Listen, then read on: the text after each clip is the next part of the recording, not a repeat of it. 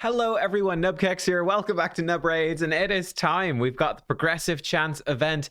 It is on, and we are, without any shadow of a doubt, we are locking in the Gigante Archer. I'm not sure who to pick over here. I think Farrakhan is probably going to be the most useful to me. You guys did point out that Aishma is part of the Lady Mikage fusion. So if you don't have her, that's a pretty decent one to try to grab. But Farrakhan is pretty much objectively the best one. And double Farrakhan teams, you know, they are a thing. It's pretty cool. It was interesting in my showcase of the fusion with her passive, right?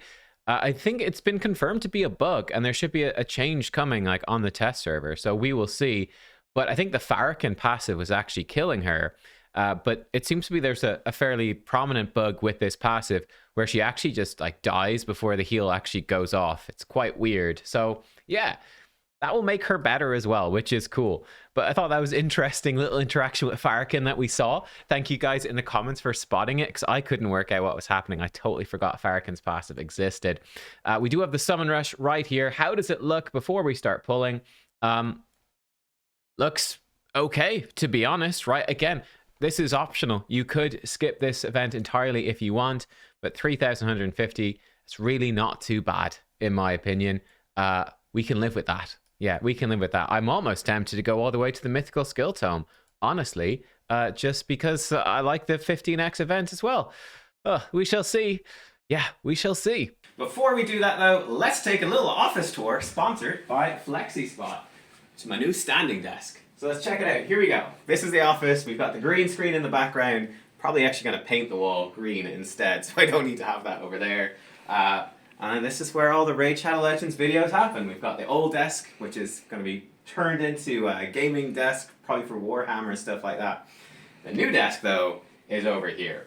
So you can see, oh, check this out. It works.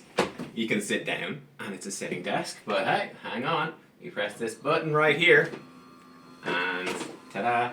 So, New Year's resolutions, right? Be a bit healthier, be better working, you know, standing up, getting out of the chair. So yeah, that's a big motivation for getting this. There is a New Year's sale on as well with FlexiSpot. You can find the links in the description if you want to check it out. This one is the E7 Pro. I've got it in the maple top, which is 140 centimeters by 70 centimeters, and it's curved at the front, which I like. And it's got the black legs as well. And then you can see I've got my monitors on there. We've got a couple of lights clamped to the back so the videos look good. Face cam is up here. We've got our microphone, which is nice and adjustable on the boom arm. That's all clamped on, which is great.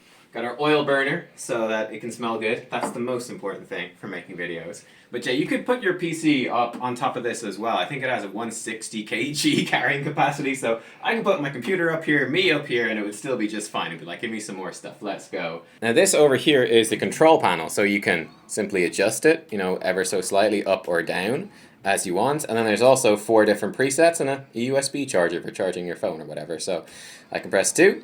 And hey, just like that, we're going back to sitting, and we can flip between them. Just as easy as that. So it's really quick, it's really smooth. And here we go, under the desk. We've got a nice PC glowing away there. You can see cable management, not my forte. There is an extra cable management attachment that comes with it that you can put on. And check this out. So this goes on the underside of the desk, and it's actually like a cloth attachable thing with magnets in it. You just slap that on, it's super easy to set up, and that actually hides away all the cables. So that's a really slick way to do cable management. And here we go. We're back to the normal video setup. Thank you to FlexiSpot once again for sponsoring this video. They did provide me with this desk, so I really do appreciate that. Again, this is the setup we have right here, and there is the New Year sale on right now. So make sure to go and check that out. But yeah, this has been Nub standing up. Thank you for what? Thanks to FlexiSpot. I'll see you back for the video. All right, jumping back in, checking out the Mercy tracker first here. Unfortunately, I actually think I forgot to update the Primal one. That's not accurate. But we're miles off of Sacred and Ancient Mercy, which leaves us in a rough spot. So we've got to figure out, you know, how many shards are we going to pull? Are we going to try conserve? What the heck are we going to do? What I'm going to do, we're going to pull 6 Sacred shards right now, which is going to leave us with 12, which is still a fairly healthy stockpile for the potential, because there's a good potential we're going to have perhaps summoning involved with the Alatreon Blade Master. He's coming in a hero's path. It's pretty likely there's going to be summons in that, and I would really like to get him. So I definitely want to keep a good stockpile of shards to be able to do it.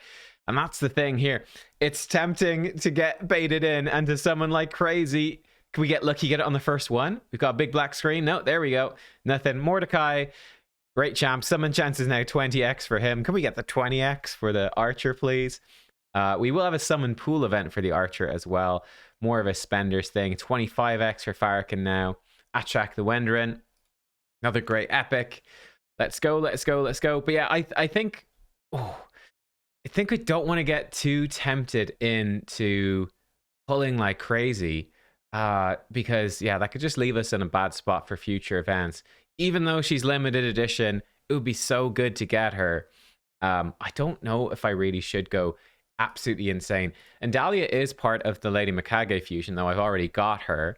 I'm really looking for Elisanya, is the one I'm missing and have not managed to pull. Delver, okay. And I think we've got 2 more pulls here, and I think we're pretty okay. Legendary, come on, come on. Oh, I saw the blue glow. I thought it might be her. It's a barbarian, but it's the wrong barbarian. It's Kantra the Cyclone. I mean, great champion, but not the one that we want. Not the one we want. She's a really solid champion for Hydra, bringing all these debuffs with the triple hitter AoE. She's got a really cool passive, does absolutely tons of stuff. Perhaps one of the biggest things is decreasing enemy accuracy with decreased accuracy as well. Is really cool. And the provoke, 75% chance to provoke enemies under 5 or more debuffs at the start of her turn is really consistent. And debuffs on weak hits as well, which is just great. So she's a great champ. Let's go one more. Can we get back to back? No, it's an epic. Hey, it's the Farrakhan. Hey, we got the Farrakhan. Mr. Fat has come home. We're up to the 20x on the archer. Ay. Again, I don't think, unfortunately, I don't think it makes sense to go further, which is so rough because, look, we could pull all 12 of these and not get a single legendary. We could pull them and get a different legendary. You know, like even at a 20x, the chances to get her are still really, really small. And here's the thing.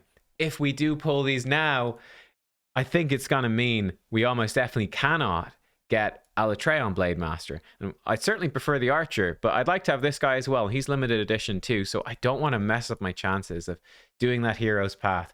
That's unfortunate. We got a Lego, but not the one we wanted. And oh, actually, we are interesting. We are actually, this could be my first empowerment because we are capped here. You know, it might actually probably make sense to empower Yakarl would probably be the one to empower, right? We could empower Yakarl. This could be my first ever champion empowerment.